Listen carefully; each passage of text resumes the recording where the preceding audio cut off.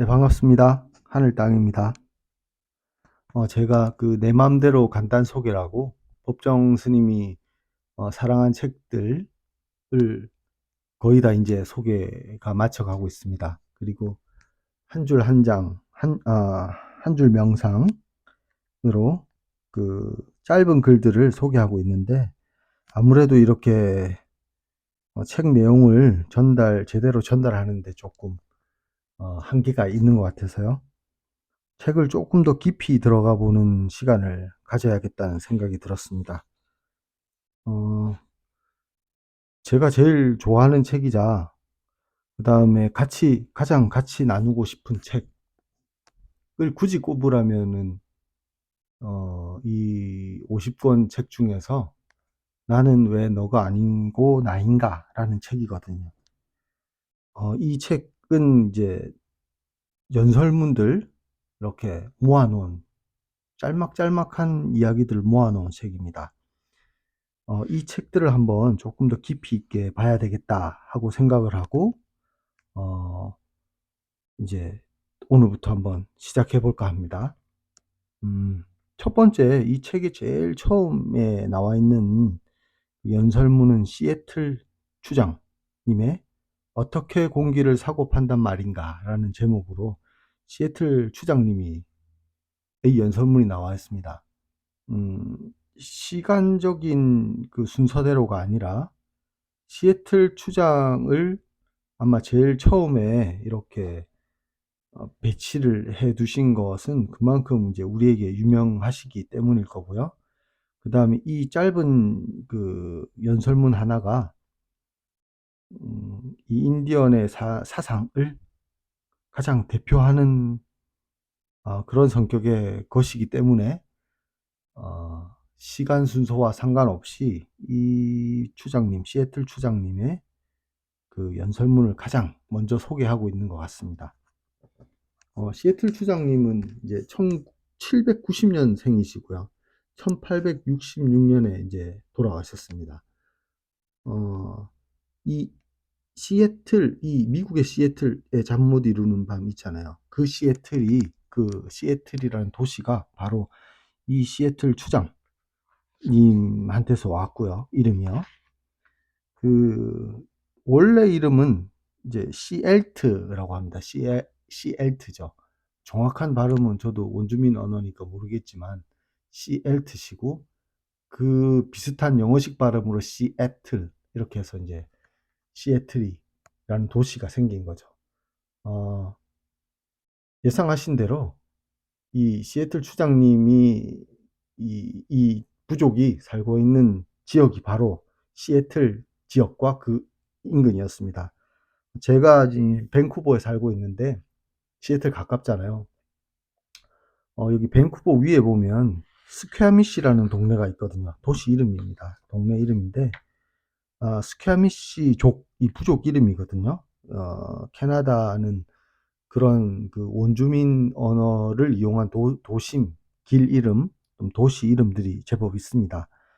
그 스퀘어미시족 아버지와 두아미시족의 어머니 사이에서 태어난 분이시라고 하고요.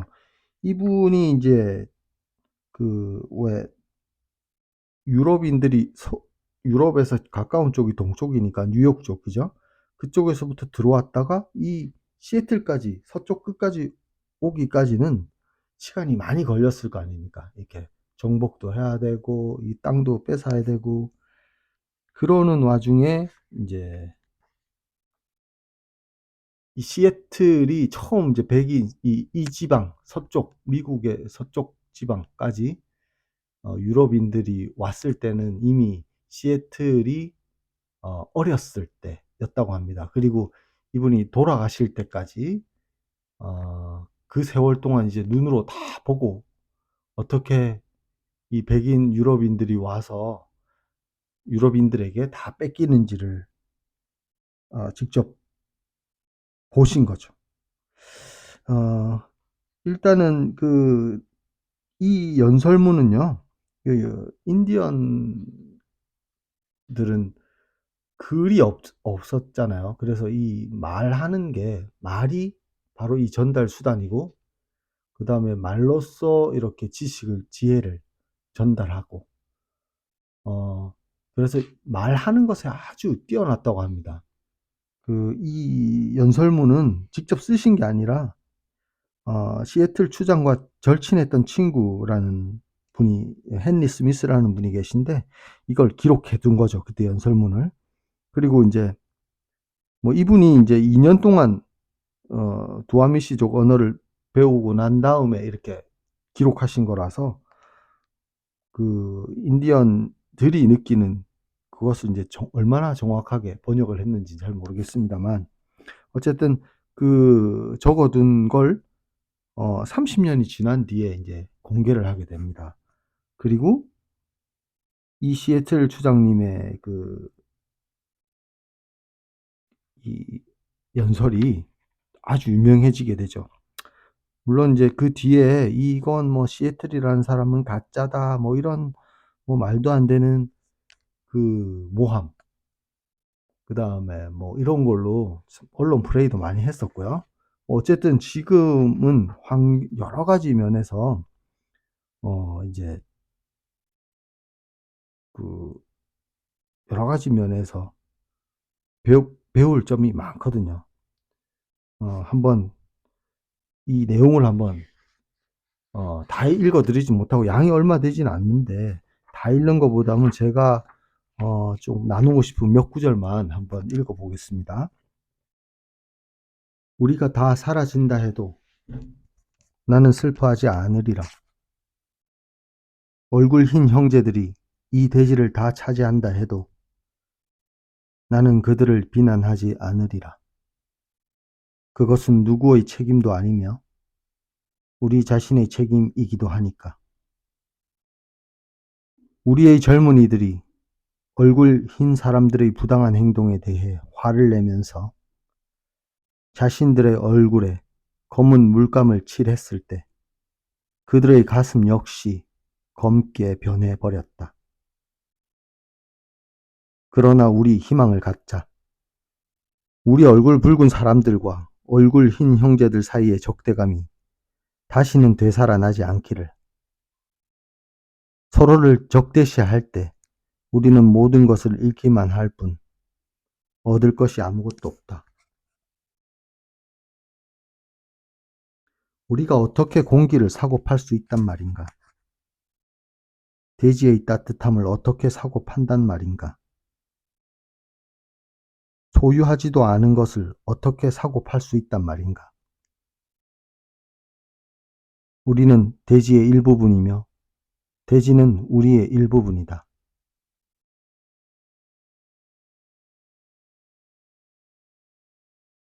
그들은 대지에 대해서는 아무것도 상관하지 않는다. 어머니인 대지와 맏형인 하늘을 물건처럼 취급한다.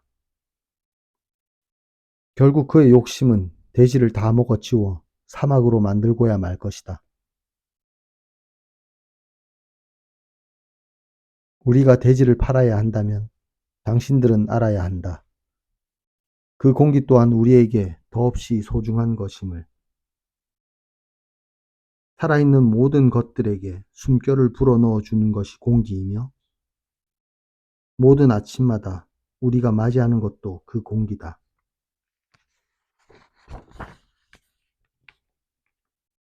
세상의 모든 것은 하나로 연결되어 있다. 사람이 삶의 거미줄을 짜 나아가는 것이 아니다. 사람 역시 한 올의 거미줄에 불과하다. 따라서 그가 거미줄에 가하는 행동은 반드시 그 자신에게 돌아오게 마련이다.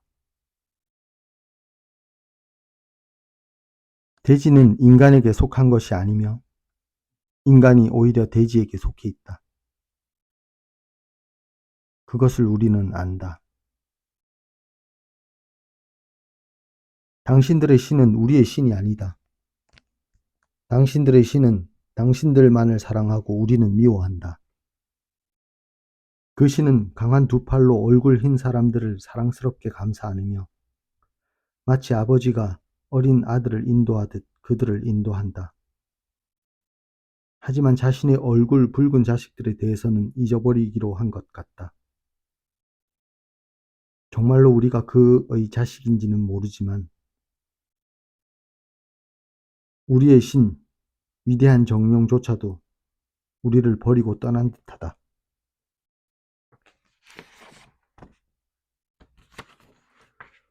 어느 곳으로 가든 우리는 빠른 속도로 다가오는 파괴자들의 발자국 소리를 듣게 될 것이고 어쩔 수 없이 자신의 운명과 맞닥뜨리게 될 것이다. 상처 입은 사슴이 사냥꾼의 발자국 소리를 듣는 것처럼. 하지만 우리가 왜 불평할 것인가? 내가 왜 내 부족의 운명에 대해 슬퍼할 것인가? 부족의 운명이든 한 개인의 운명이든 마찬가지다. 사람은 왔다가 가게 마련이다. 그것은 바다의 파도와 같은 것이다. 그것이 자연의 질서다. 슬퍼할 필요가 없는 것이다. 당신들의 부족이 쓰러질 날이 지금으로선 아득히 먼 훗날의 일처럼 여겨질지 모르지만 그날은 반드시 온다. 신의 보호를 받고 있는 얼굴 흰 사람들이라 해도 인간의 공통된 운명에서 예외일 수는 없다. 그런 점에서 우리 모두는 한 형제인지도 모른다. 그것을 곧 알게 되리라. 먼 훗날 당신의 아이들이 황야에서, 슈퍼마켓에서, 도로 위에서 또는 고요한 살림 속에서 자기가 혼자라고 느껴질지라도 그들은 결코 혼자가 아닐 것이다. 우리 부족의 보이지 않는 혼들이 대지를 가득 채우고 있으므로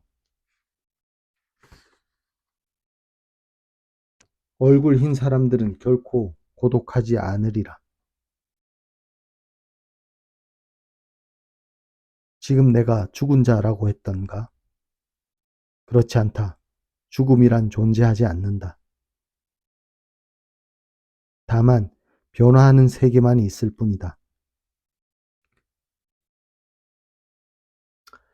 네, 이미 이 연설이 이루어졌을 때는 거의 다 자신의 땅과 문화와 종교까지 빼앗긴 뒤의 상태였습니다.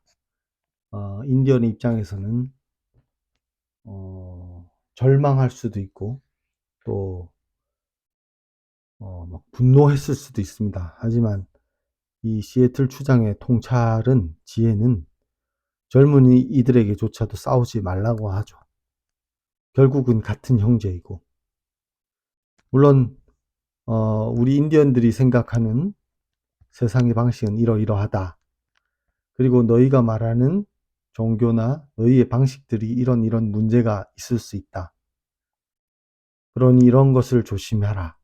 이런 내용이 주를 이루고 있습니다. 그리고 어, 침략자들에게 오히려 축복을 내려주죠. 우리는 죽어서 이 죽어서도 죽음이 끝이 아니라고 말하죠. 죽음이란 존재하지 않는다. 죽고 나서도 그 혼들이 이 땅과 이 자연에 그대로 있다. 이 곳에 있다. 그래서 너희 후손들이 너희가 외롭게 되더라도 외롭지 않을 것이다. 뭐 이런 축복의 말까지도 담겨져 있습니다. 인디언 그 역사 중에 특이한 그 것 중에 하나가 이 세계가 모두 연결되어 있다라는 거잖아요. 침략자들이고 내 가족과 내 조상들의 그 땅들이 파헤친 뭐 이런 것이 참 마음 아픈 일이지만 저 이상한 나쁜 침략자인 그 얼굴 흰 사람들마저도 우리와 연결되어 있다라는 생각이 있습니다. 그래서 결국은 이렇게 증오한다기보다 그 인디언의 그 원래 사상, 내려오던 사상은 오히려 축복을 하게 되죠. 이 시애틀 추장만 그런 것이 아니라 전체적으로 공통적으로 흐르는 뭐 열 전부 다 그렇다는 뜻은 아니겠죠. 그 맞서 싸운 사람도 있었고요. 하지만 그 큰 사상이라고 할까? 이런 것들은 다 모두가 연결되어 있고 우리는 그 신들의 다 같은 자녀다. 우리 형제다. 이런 느낌이 있거든요.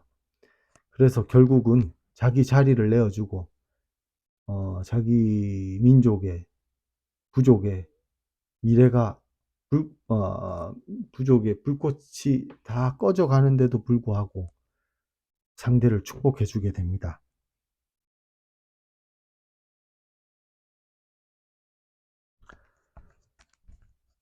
그 친구인 헨리 스미스 이 기록을 남기셨던 분 있잖아요. 이분이 그 시애틀 추장님에 대한 인상을 남긴 부분이 있거든요. 한번 읽어볼게요.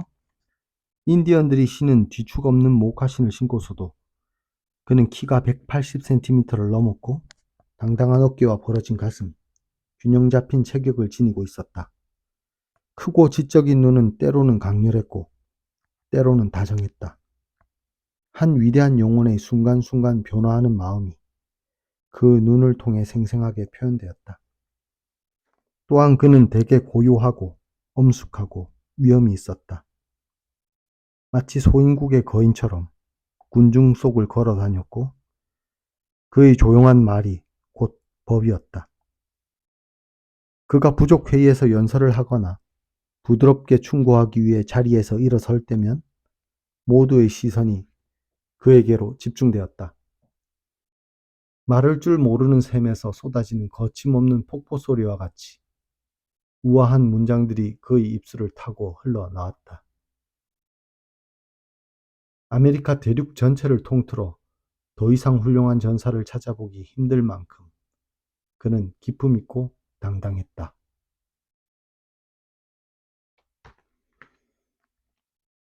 네, 그리고 이 시애틀의 그 추장은 권력의 상징이 아니죠. 단순한 역할에 불과했다고 합니다. 시애틀은 저기 인디언들은 자신들이 들을 필요가 있을 때만 추장의 말에 귀를 기울였다고 하죠. 유럽인들은 그 아메리카 대륙을 그 정복하면서 이 미개하고 야만적인 이교도라고 판단을 하고 이 사람들에게 이제 문명과 이 하나님을 전파해야 되겠다 이런 생각들을 가지고 있었는데 어쨌든 이 너무 게으르고 문명에 뒤처진 족속으로 여겼죠. 근데 여기에 보면은 오네이다족의 치료사 와나니체가 그 편견을 지적하면서 하는 말이 있습니다. 유럽인들이 농노와 노예 제도 속에서 고통받으며 살아갈 때 이로코이족 인디언들은 육계부족 연맹을 만들어 민주적인 틀 속에서 살아가고 있다. 이들의 헌법은 훗날 미합중국 헌법의 기초가 되었다. 좋게 봐야 자연을 숭배하는 사람들로 여겼지만 인디언들의 정신은 더없이 심오하고 언제나 위대한 창조주에게 집중되어 있다. 유럽인들의 눈에는 원주민들이 너무 단순한 사상을 지닌 것으로 보였지만 침략자들이 너무 어리석어 그들의 지혜를 알아차릴 수 없었을 뿐이다. 원주민들이 백인 정착민들에게 땅에서 무엇을 얻을 때는 반드시 그만큼을 돌려주어 자연의 균형을 유지하는 것이 중요하다고 말했을 때 백인들은 그것을 미신으로 여겼다.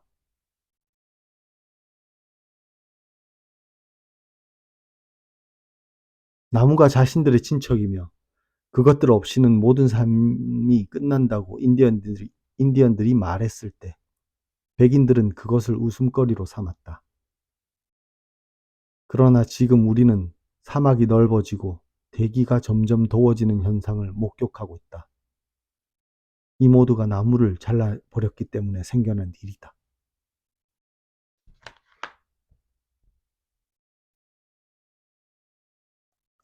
그리고 대지와의 하나된 삶을 살고 있는 그 이로코이족 인디언들의 기도가 나와 있는데요.